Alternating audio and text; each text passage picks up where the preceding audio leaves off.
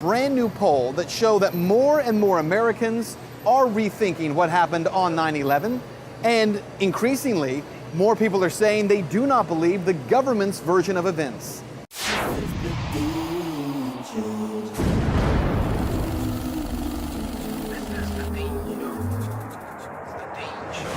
Greetings of peace. Welcome to the Dean Show. Subscribe if you haven't already. Now, it's a very sad reality that whenever 9/11 is mentioned, somehow Islam and Muslims has to get brought up, or people in the back of their mind are thinking, okay, Islam had something to do with it, motivating Muslims. Hell no. When you study, and this is what really triggered me to really get out there and try to educate people on the purpose of life, on Islam, and all clear these misconceptions, because the more I started to study Islam, I saw that it promoted peace, justice, love, and mercy, all of the opposite things that many of these radical, hate, fear-mongering individuals who are out there spewing this crazy stuff that have nothing to do with Islam. But now, they're over, look, check it out. My next guest, he goes even further and says Muslims had nothing to do with 9/11. And candidly, wouldn't only fringe people still question what happened on 9/11? Well, perhaps not. Today, we're going to release to you results of a brand new poll that show that more and more Americans are rethinking what happened on 9/11. Along with get this. 2,000 architects and engineers have cited evidence proving that the buildings were brought down in controlled demolition. Plus architects and engineers and 9/11 family members. Now there are more than 1,500 architects and engineers who say that it could not have been brought down by office fires. They are backed by 9/11 family members who are calling for an independent, unbiased investigation. That's what we're going to be talking about in this week's show. Now, my question is to you, is it wrong to ask questions and want answers to these questions? That's what we're going to be talking about on this week's exciting show. Don't go anywhere. We'll be right back. This is the Dean Show. This is the Dean Show. This is the Dean Show. This is the Dean Show. This is the Dean Show. This is the Dean Show. This is the Dean Show. This is the Dean Show. Enver Masood, peace be with you. How are you, sir? Thank you. Peace be with you too. You have dedicated your whole life to this cause. Well, at least since 1990. Since 1990, you've dedicated the majority of your time. You put everything almost on the line. I mean, this is to go against the grain. Yeah, I was fully employed as a salaried engineer. I had an excellent job. I quit that to go into consulting. And because of my outspokenness, the consulting opportunities became fewer. So since 1990 till about the present, this is what I've been doing. What's the first thing that you will say to someone who will say that people who are asking questions about this are crazy and deranged? Have you ever been confronted like this? Oh yeah, the first thing I get is you're a conspiracy theorist. The definition of a conspiracy is when two or more people acting in concert knowingly commit an offense or a crime, all right? A misdemeanor or a felony, an offense. That is the definition of a conspiracy. Was this a conspiracy? Absolutely. Yes, it was. And those people need to go to jail for treason. Are you? No, because I don't have a conspiracy theory. The government does. The government's account of 9/11 is itself a conspiracy theory. The only problem with that is the facts don't support the government's theory. I have the facts that contradict that, and I've challenged the chairman of the 9/11 Commission personally. And the 9/11 Commission lied to the public. I mean, you cannot be that stupid. You cannot be that stupid. Now, do we, going back to since you mentioned the commission, weren't there people like Lee Hamilton, who was the head of the commission, who said that this was set up from the beginning to fail? So there are all kinds of reasons. We thought we were set up to fail. We got started late. We had a very short time frame. Indeed, we had to get it extended. We did not have enough money. They were afraid we were going to hang somebody, that we would point the finger. Lee and I write in our book that we think the commission in many ways was set up to fail because we had not enough money, we didn't have enough time, we'd been appointed by the most partisan people in Washington. Yes, they've written that it was set up to fail. And there's another commissioner, I forget his name, from Georgia, who resigned saying it's a scam. Have you talked to the 9/11 family members? I'm a family member trying to find out the answers to the murder of 3,000 plus people. The bottom line is that it needs to be investigated properly. Please look at architects and engineers. People all around the world, scientists all around the world are questioning this. And there's some deep, deep explaining to do. We will never heal. This country will never, ever, ever forget that day. We have to demand a new investigation. I want justice here. And others, there's some, like, what is it now, 3,000 plus scientists, engineers, architects who are asking questions also.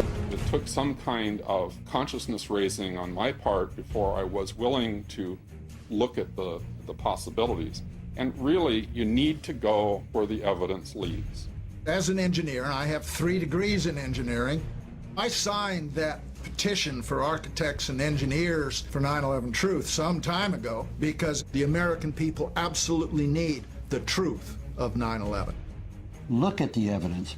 In fact, I'll say this very categorically. Any reasonable person who looks at the evidence that's been brought forward has got to come away with the feeling that something has to be done, a real investigation has to be put forward. Who want the truth? Oh yes, there are 3,000. Tell us about that. Yeah, I've actually appeared on one talk with Richard Gage, architects and engineers, at another with one of the members of Pilots for 9/11 Truth, who was a military pilot. And we have no disagreement, although I must say Richard Gage does not talk about the Pentagon. I do. What motivated you to dedicate so much time to this? Well, one, I did have time between consulting assignments. Second, I'm an engineer who was always curious about big multidisciplinary problems. The first problem was that when I was working at Oklahoma Gas and Electric, I won't go into the details, but I solved that.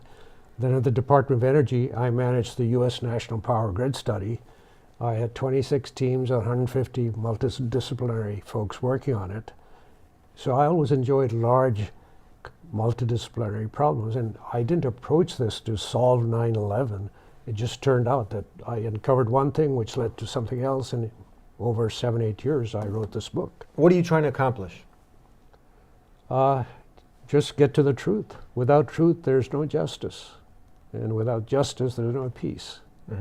One thing I can say for sure, without a shadow of a doubt, that because Islam has somehow been brought into this. So this is what we as Muslims take strong exception to. Islam doesn't condone, but it condemns acts like this. This was a sad and tragic incident. This has nothing to do with Islam. But now we're going even deeper. You're saying that, hold on, you know, because somehow they've also said, and Muslims, we have to take accountability. Let's say there are some deranged Muslims out there, some people who are not practicing Islam properly, so you have a fringe element. But now you're going on top of that and saying, look, it wasn't even Muslims who had anything to do with it. Yeah, the first thing, let me cite one statistics, and this is from the government. Since 9/11, why is our news media foaming at the mouth when it comes to stories about Islamic terrorists, but not white guy terrorists? It's not because Muslims are a bigger threat. In fact, between 1980 and 2005, 94% of all the attempted or successful terrorist attacks on U.S. soil were not carried out by Islamic radicals, but instead by non-Muslims, mostly white guys. So then why the obsession? Islam prohibits killing of innocent human beings. Human life is precious. So inside the U.S., there are more Americans killed by non-Muslims. In this country. Do they blow people up every Yes, single day? Christians every day. People walk into post office. People walk into post offices. They walk into schools. That's what Columbine is. I could do this all day long. There are so many more examples of Christians, and I happen to be a Christian. That's back to this notion of you're idealizing Christianity in my mind, to my read. There's so many more examples, Ayan, of Christians who do that than you could ever give me examples of Muslims who have done that inside this country where you live and work. Muslims, there are more Americans killed by bathtub accidents and deer bee stings. So, of course, there are Muslims that are doing all kinds of horrible acts, but many of them are inspired by the U.S. or actually cultivated by the U.S. Are you aware that the Taliban, when the U.S. was still in there fighting the Russians, they sent textbooks to Afghanistan where the ABC that you're used to with A for apple, B for something, banana, was replaced by all weapons and ammunition. And those textbooks were prepared here in the U.S. and sent to Afghanistan. So much of the violence, it's not to say there was never violence, but much of it has been exacerbated by the policies of the West. There's a fireman right now that we're going to take a clip and show. As I said, I had 32 years there, and I was also a trained fire marshal. A fire marshal is considered an expert witness in court. He's like a forensic detective. He has the power to administer the oath, take testimony, and issue a subpoena. That's a lot of power. There was an explosion. The building did come down in complete classical controlled demolition. It came down on its own footprint. There's no question about that. As a matter of fact, Richard Gage from Architects and Engineers has completely handled that from his area of expertise. Never in the history of a world, never in the history of high-rise skyscrapers has ever a skyscraper ever come down because of fire. And I'm talking massive fire. And you know the reason why? Because fire does not burn by itself hot enough to compromise and melt steel. What we had in the World Trade Center, and I saw myself, was molten lava-like pockets of molten steel. All right, I spent the night on the pile searching for bodies, and I saw that with my own eyes. So who are you going to believe? Are you going to believe a bunch of government bureaucrats or my fellow brothers, which I lost 343 guys that day? This fireman that the people just got to see is one of the head firemen. I don't know how many years he's been on the job, and there's many like him. He's saying that this was a controlled demolition. Started running, floor by floor, instead of popping out. It was if they had detonated. Detonated. If they were planned to take down a building. Boom, boom, boom, boom, boom, boom, boom. What are your thoughts on that? Oh yeah, I'm no demolition expert, but just as an engineer, seeing how the buildings collapse. So you are also a certified engineer? Yeah, I have electrical and industrial engineering degrees. There's no way that building can collapse like that without explosives of some kind. The plane hit somewhat about 2/3 the way up on the towers. You would expect some part of the towers to fall off, but you wouldn't expect a sudden collapse, a symmetric collapse, and you wouldn't expect the building below the point of impact to collapse. Hold it right there. We're going to take a break. That's the first question that I'm sure people are asking. How, who caused this now that you needed to demo the place? That means that it would have to be set up prior. Is that correct? So that's the first question. And you got a lot more? All right, we're going to be right back with more with Enver Masood here on The Dean Show. Don't go anywhere. Subscribe right now.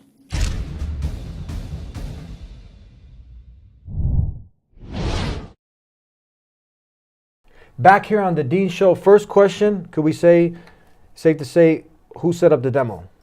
Well, we don't know. We know the buildings were, their security systems had been turned off for some time prior to 9/11, that folks were coming in and out of the building, and that others don't know who they were. So somebody set up the explosives. We don't know who did it.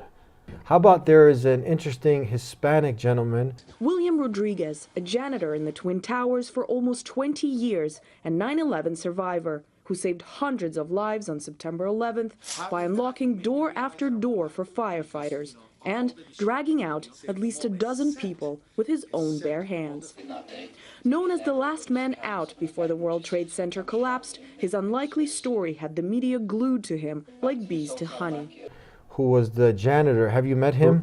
I've corresponded with him. Rodriguez? Yes. Yeah. He was given many awards, and he was with, was it Clinton? Clinton, that must have been quite an honor for you. It was an experience, definitely, and at that time I was basically loaded to go into politics because they said this is the guy that we need to get the Latino vote, and I was playing the whole game of politics because I was doing the activism, and until the moment that I started to ask questions about what really happened on 9/11, and you may remember the whole thing about the 9/11 Commission to be formed, and basically became very active to get it basically started.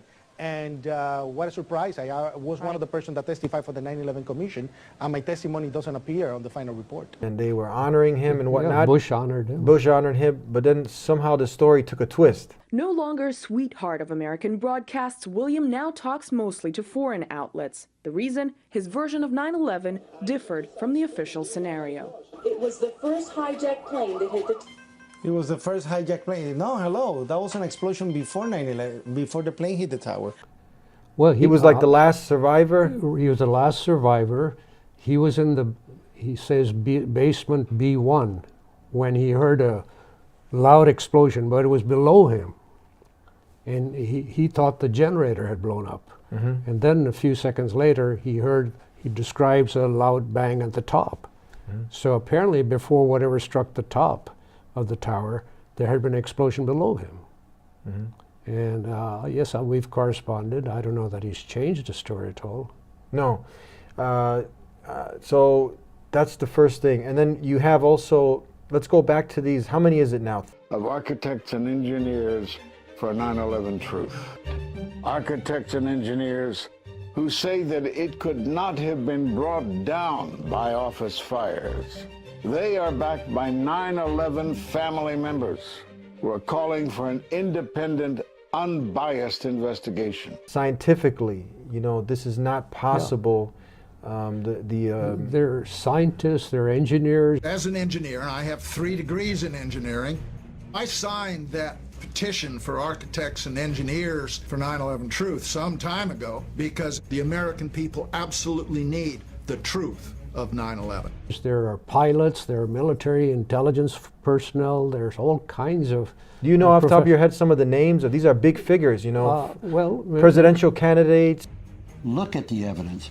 In fact, I'll say this very categorically. Any reasonable person who looks at the evidence that's been brought forward has got to come away with the feeling that something has to be done, a real investigation has to be put forward. Mr. Bowman, who was headed up the so-called Star Wars program under President Reagan, he questioned it. He was a presidential candidate a few years ago. Wesley Clark, whom I met, and I actually handed him this book. I met him at Georgetown University. He questions what happened. So Richard Gage of Architects and Engineers, it's a large group.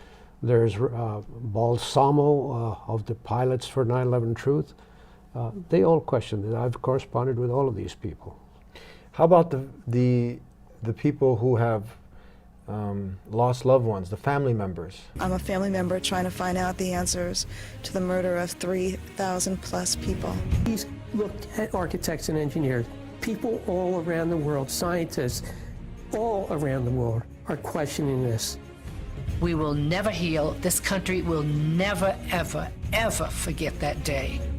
We have to demand a new investigation. I want justice here.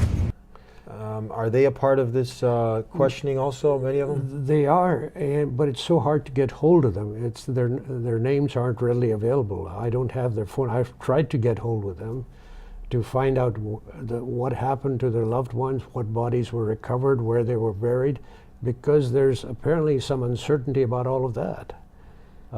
Especially when you get to examining what happened with the plane allegedly to struck the Pentagon and the one that alleged to have crashed in that field in Pennsylvania.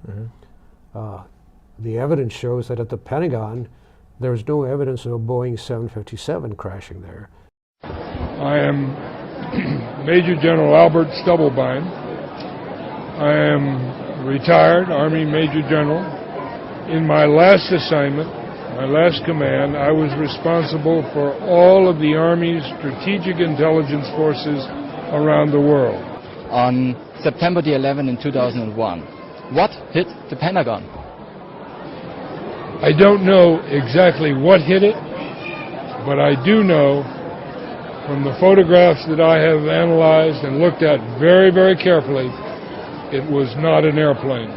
And the field in Pennsylvania, whatever fell there was blown out of the sky. It did not impact the earth with that story about the passengers struggling with the hijacker. That's all false. Mm-hmm. Seems like Geraldo, you know, Geraldo, he had a change of, he's a famous reporter. He's someone, after he listened to some of the family members and the chief of architects and engineers, he had a change of heart. And what caught my eye is more than 1,300 architects and engineers examined the evidence about Building 7's collapse and disagree with the official report issued by the National Institute of Standards and Technology.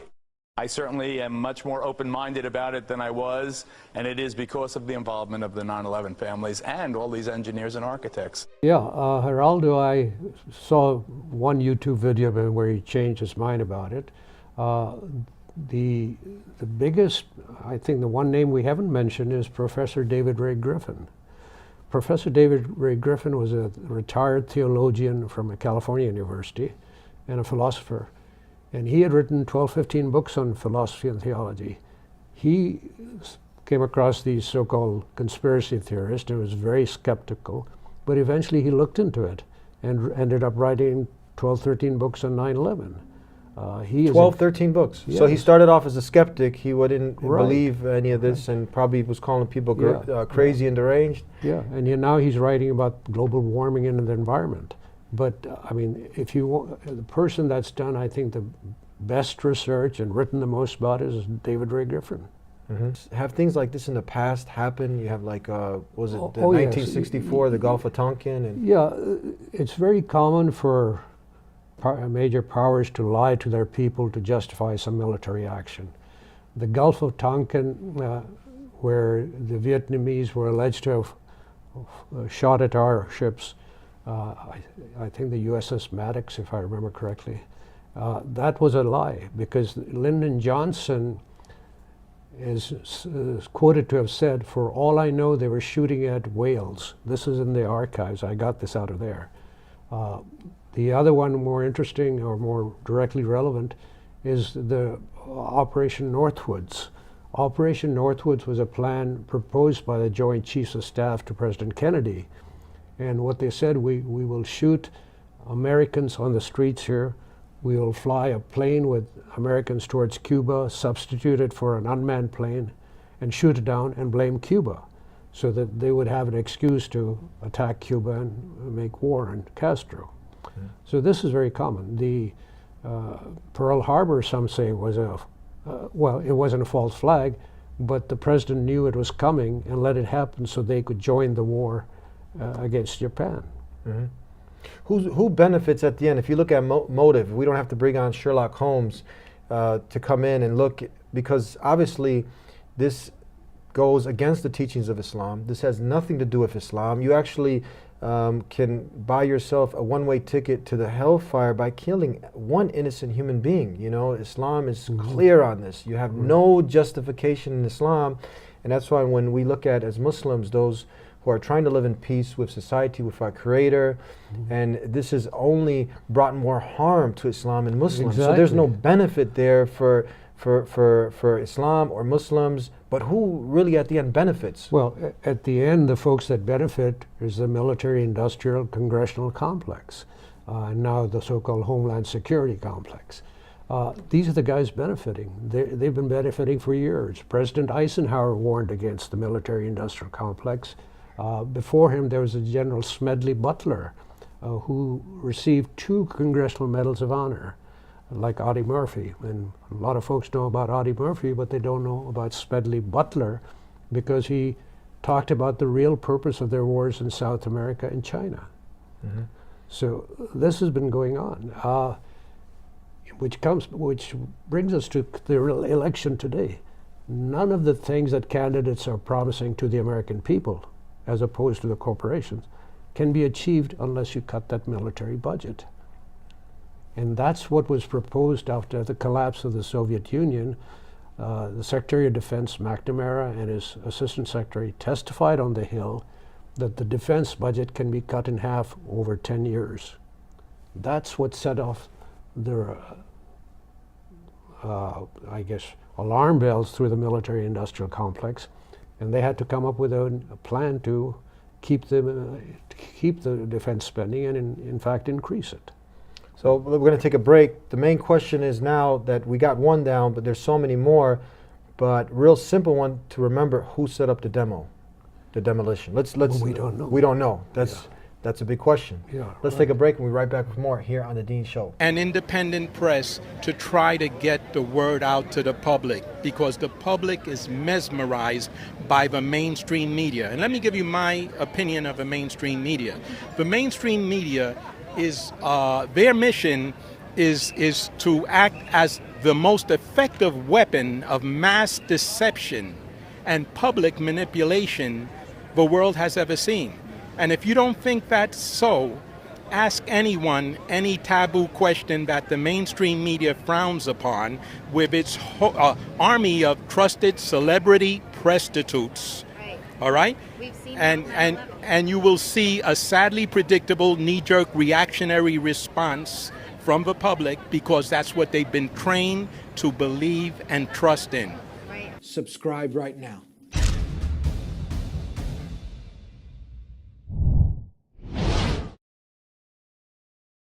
Back here on the Dean Show with the author of 9/11 Unveiled. How many people can get this for free, you said, online? Yeah, it's free. Just Google 9/11 Unveiled free and you'll get to it. How many downloads? Over 75,000. Over 75,000. Okay, now let me ask you this. The war on Islam. Why did you label the book The War on Islam? This book started out as just separate articles. And the first article was as we were attacking Iraq the first time. And I wrote that article as the bombs were falling. And it was The Holocaust in Iraq is what the title was. And I continued writing it. At some point, someone suggested, why don't you put this into a book? So I did, and I thought of a catchy title. The titles, if they're long, I couldn't write The War for Resources, Markets, etc. Mm-hmm. So it was The War on Islam. I mean, is that really what we see going on today? Does most Muslims feel like... Well, actually, for some, it is a war on Islam. But for the most part, it's a war for resources and markets. Mm-hmm. And that's what virtually every war America has fought, or the wars fought by other countries. It's typically there for access to resources and markets, or rather to control them. Mm-hmm. We don't necessarily need the oil. We want to control the oil. Just like the drug dealer doesn't need the drugs, he wants to control the drugs. Mm. And that's what virtually every war is about, control of resources and markets. Have you sat with some of these big officials that question the official story?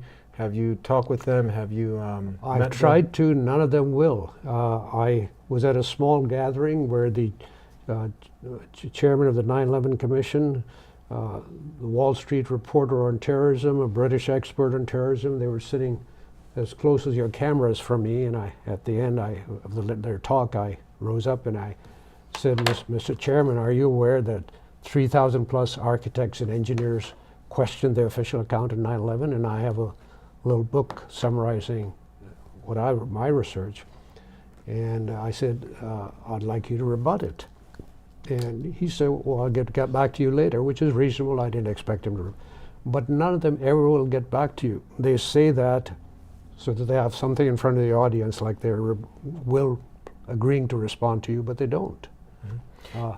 In South Africa, when I was on a 3-week lecture tour, giving 2 or 3 talks daily from audiences of 100 to 1,000, the national radio station would not put me on till somebody from the embassy was there to rebut me. But they waited and waited, eventually put me on because nobody would come forward.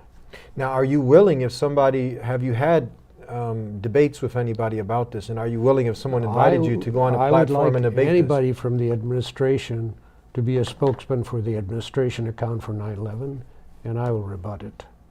But what we have here, if you were to look at that event as a criminal act, you know, in a criminal act, if you do not unable to rebut the evidence presented, then you lose the case right away.